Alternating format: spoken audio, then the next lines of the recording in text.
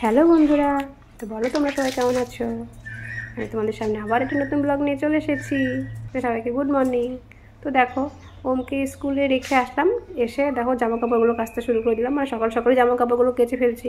সকাল সকাল কাচতে ভালো হয়, কারণ এই জায়গাটা একটু ছায়া ছায়াও থাকে। অবশ্য সবসময়তেই যেটা ছায়াই থাকে আমার, কিন্তু সকালে একটু একটু বেলা হয়ে গেলে একটু রোদটা ঢোকে, মানে রোদটা গায়ে লাগে তখন, ওই যেখানে ট্যাপটা আছে ওই জায়গাটা, সেই জন্য আমি সকাল সকালেই কেচে ফেলার চেষ্টা করি। তো সেই জন্য প্রথমেই জামা কাপড়গুলো কেচে ফেলি। কেচে দেখো কেমন সব চারিদিকে এত ধুলো পড়েছে, জিনিসপত্র দিয়ে কী বলবো, সব কিছুতে ধুলোই ভর্তি। আর ধুলো পড়বে নাই বা কেন বলো, চারিদিকে তো পুরো শুকনো একদম, তাই না? বৃষ্টি নেই, কিছু নেই, কত দিন হয়ে গেল কোনো বৃষ্টি নেই। রাস্তাঘাট পুরো শুকনো, যেভাবে ধুলো উঠছে সব চারিদিকে, যে ঘরে ভর্তি হয়ে যাচ্ছে। তো তারপরে দেখো সকালকার চা সব খাওয়া হয়েছে। সেই কাপগুলো নিয়ে যাওয়া হয়নি, সকাল থেকে রাখাই ছিল। ওর বাবা তো অফিস বেরিয়ে গেল, আর ওকে স্কুলে রেখে আসলাম, তারপরে তো আমি ওই কাজগুলো করতে শুরু করে দিয়েছিলাম, সেই জন্য কাপগুলোকে সরানোই হয়নি। তো এতক্ষণে কাপগুলোকে সরিয়ে বেসিনে রেখে আসলাম। তারপরে দেখো ঘরটা পরিষ্কার করতে শুরু করে দিলাম।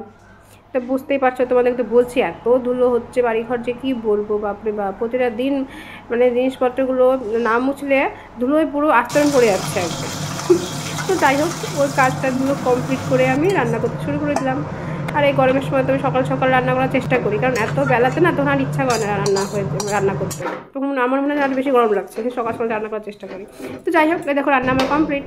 তো তারপরে দেখো ওমকে এবার স্কুলে আনতে যাচ্ছি, মানে ওর স্কুলে আনতে যাওয়ার টাইম হয়ে গেল। এখন তো সকাল সকাল স্কুল ছুটি হয়ে যায়, গরমের জন্য সকাল সকাল স্কুলটা ছুটি হয়ে যায়।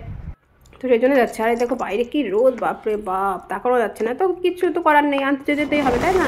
সেই জন্য আমি রেডি হয়ে বাইরে বেরিয়ে আসলাম। আর এই জন্য আরও তাড়াতাড়ি রান্নাটা করেও ফেলি, রান্নাটা কমপ্লিট করে ওকে আনতে পারবো, তারপরে এসে তারপরে বাড়িতে আসার পর স্নানটা করে নেবো, সুবিধা হবে। সেই জন্য আমি আগে রান্নাটা করেই ফেলি, তারপরে স্কুলে আনতে যাওয়ার ব্যাপারটা থাকে। তো চলো নিয়ে আসা যাক। তো এই দেখো নিয়ে চলে আসলাম, বাড়ি চলে আসলো। কি রোদ, বাপরে বাবা, দেখো তো ছুটছে ঘরের মধ্যে, ছুটে ঘরে ঢুকছে, এত রোদ, সত্যি তাই এত রোদ পড়ছে। তো প্রথমে দেখো আমি ওকে একটু গ্লুকন্ডি গুলে দিলাম, কারণ এত রোদে এসেছে। আর স্কুলেও তো ভালোই গরম, তাই না? যতই ফ্যান চলুক না কেন, অতগুলো স্টুডেন্টের মধ্যে গরম তো লাগবেই। এই দেখো কীভাবে সব ড্রেসগুলো খুঁড়ে এদিক ওদিক ছিটিয়ে রেখে দিয়েছে। তো চলো ওকে তারপরে খেতে দিয়ে আমি স্নানটা করে নিলাম। ওকে বললাম তো একটু পরে স্নান করে, আমি আগে স্নানটা করে নিলাম, কারণ ওদের কেবল স্কুল থেকে আসলো, একটু বসুক, রেস্ট নিক, সকালকার খাওয়াটা খাক। সেই জন্য ওকে বসলো, আর আমি স্নানটা করে নিয়ে দেখো জামা কাপড়গুলো আমার তোলাই হয়নি সকাল থেকে, আজকে বেড়ানো মানে বাইরের দিকে আসেইনি।